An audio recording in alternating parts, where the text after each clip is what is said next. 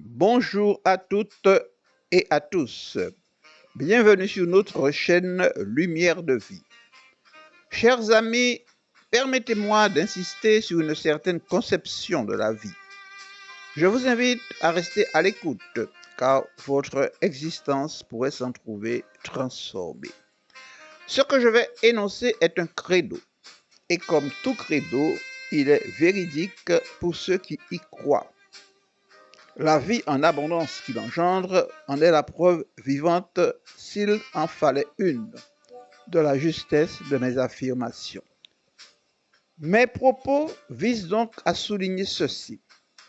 Il existe un Dieu tout-puissant, créateur de l'univers et de tout ce qu'il contient. Le joyau de cette création est l'homme que Dieu a placé dans un jardin paradisiaque de délices. Puis Dieu s'est retiré de sa création en s'incarnant dans l'homme. Désormais, Dieu n'existe que dans l'homme et nulle part ailleurs. La puissance du Créateur réside en l'homme et elle est à son service. Mais elle ne peut être utilisée que si celui-ci prend conscience de sa nature divine. La puissance illimitée de l'homme est donc proportionnelle à sa prise de conscience de Dieu en lui. Cette conscience de la présence divine se déploie en 3 phases jusqu'à atteindre la perfection. La première est l'estime de soi, la deuxième est la confiance en soi et la troisième est le contentement de soi. Je vais commencer par la première, l'estime de soi. L'estime de soi, c'est la conscience de sa nature divine. L'estime de soi est la reconnaissance intérieure de notre essence divine. C'est une vérité spirituelle qui naît de la conscience que nous sommes créés à l'image et à la ressemblance du divin.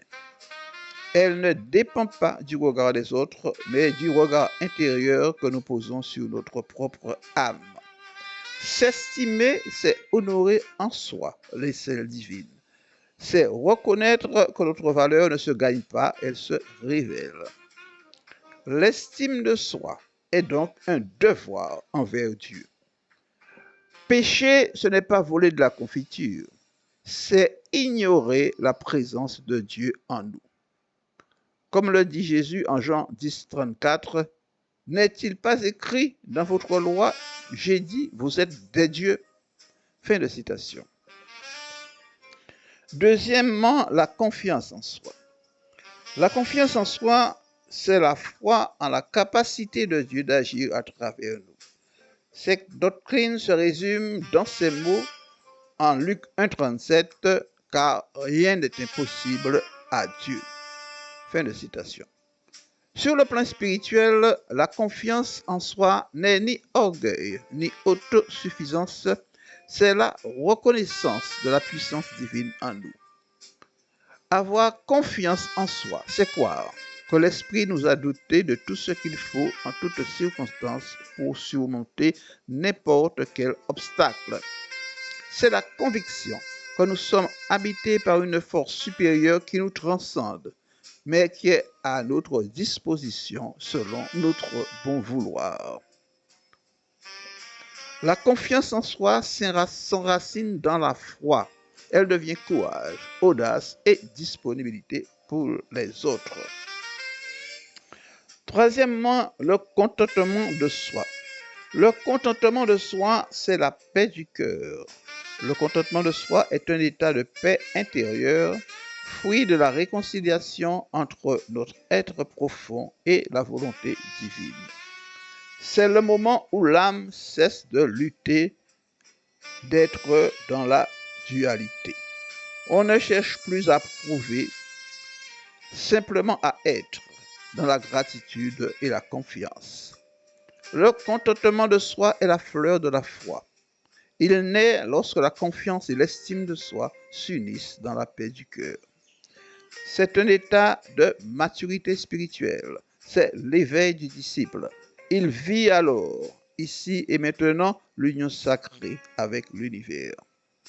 Quand j'étais un apprenti occultiste, comme quelques-uns d'entre nous, je recherchais avidement les rituels kabbalistiques, les manuscrits rares et les prières miraculeuses.